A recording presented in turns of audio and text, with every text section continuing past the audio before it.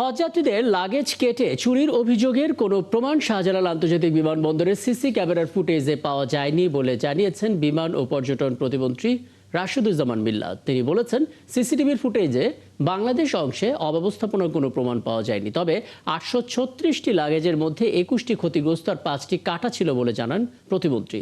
এবছরের শেষে third terminal চালু হলে অব্যবস্থাপনা অনেকটাই কেটে যাবে বলেও আশা তার। নিয়ম অনুযায়ী কোনো হাজি বা যাত্রী মূল চেক ইন লাগেজের ভেতরে কোনো অবস্থাতেই জমজমের পানি বা যথাযথ সিলগালা না করে লিকুইড প্রসাধনী সামগ্রী গ্রহণ করতে পারবেন না।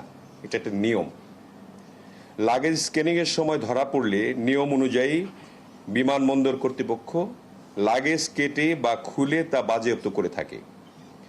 আন্তর্জাতিক নিয়ম অনুযায়ী ডিক্লারেশন ব্যতীত নগদ টাকা বা মানিব্যাগ বুকিং লাগেজে দেওয়া নিষিদ্ধ। ঢাকা বিমানবন্দরে সিসিটিভি ফুটেজ পর্যবেক্ষণ করে কোনো ধরনের মিসহ্যান্ডলিংয়ের প্রমাণ পাওয়া যায়নি।